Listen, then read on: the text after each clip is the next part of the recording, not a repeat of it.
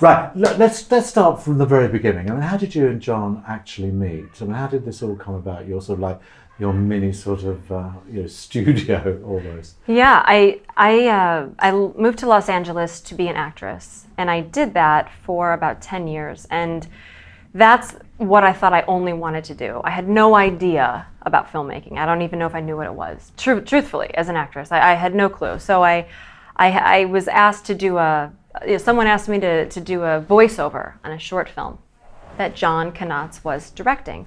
So I showed up and I had a really great time. And at the time I was kind of messing around with like some internet like writing like this little series that just went nowhere, but I was starting to dabble in them. Maybe I could do more, but I still had no concept of what that really meant.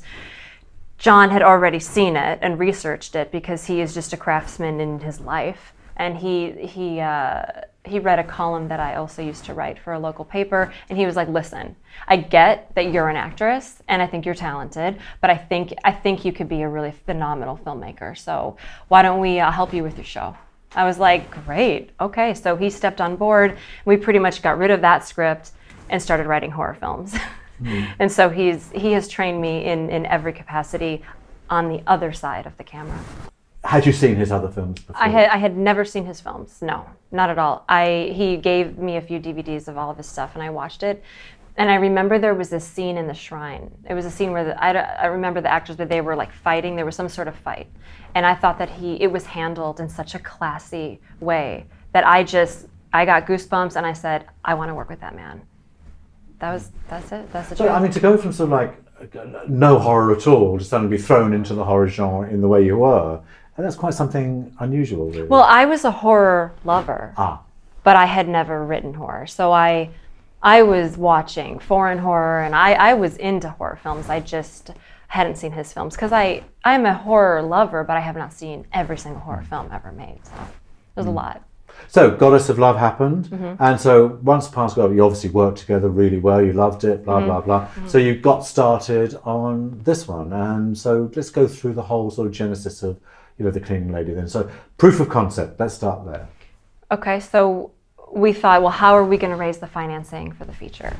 And we've always heard of people do proof of concepts, and that's a great way to get it in front of the investor's eyes. So we did this, and that was just self-financed. I mean, it wasn't free, but it definitely wasn't a ton. But we self-financed that together. We each put in some money, and we cast it, and I played Shelley, who was the burn victim, who in the feature, I played Alice, who was not the burn victim. So I was quite lucky in that I got to play both characters. But we shopped the proof of concept around, and my executive producer, who's standing here, he loved it. And he said, "Let me read the script."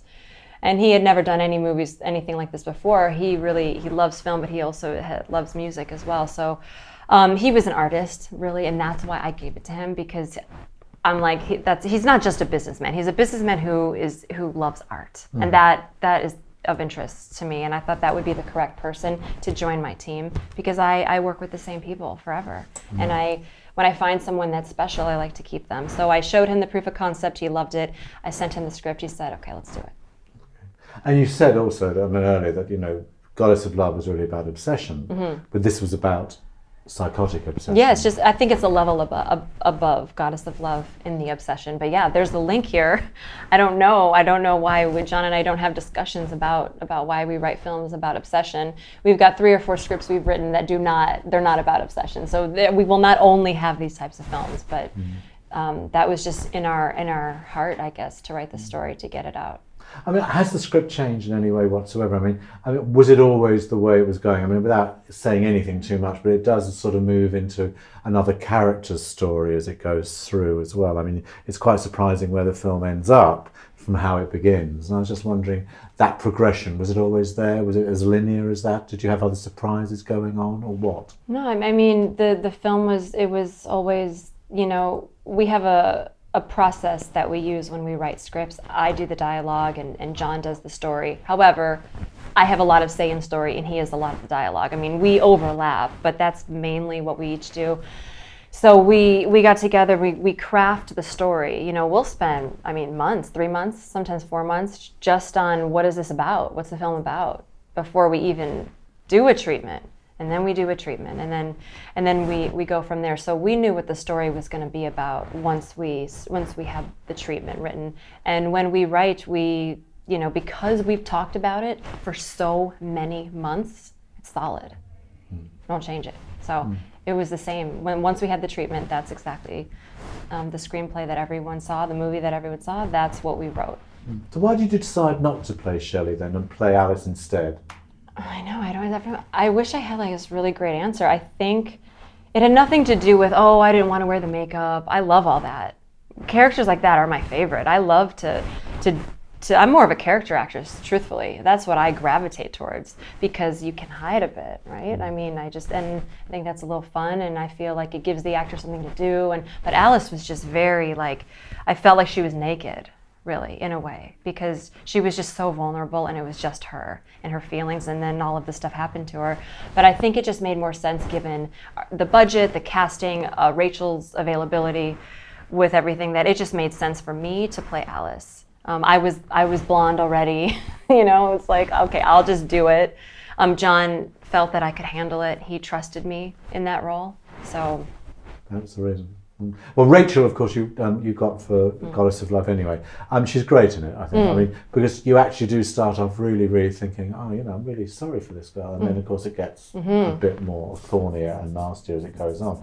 I mean, working with her, I mean, you obviously had some sort of like great rapport anyway. Oh yeah, I like to work with actors. Like I said, you know, anyone I like to. Yeah. My next film, everyone will, you know, be back. But you know, she was very talented. I wanted her to play. I actually looked at her to play, I forget, Christine in Goddess of Love, which was one of the main roles. But availability for whatever reason, so we used her as a smaller role.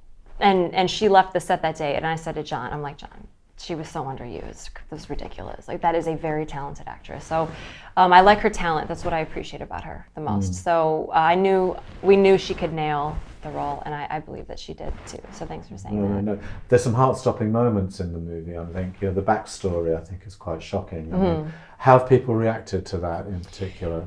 Yeah, I mean, some people are like, you know, oh, I didn't want to watch it, so I turned that part off, but I loved everything else. Or I love that you went there because to help me understand how that possibly had a hand in making Shelley be what she ended up becoming. You know, because who really knows? Maybe Shelley was already crazy before that happened as a kid. I don't know. I don't even know as the writer. So I think that's what's so fun about cinema and film is it's their own interpretation.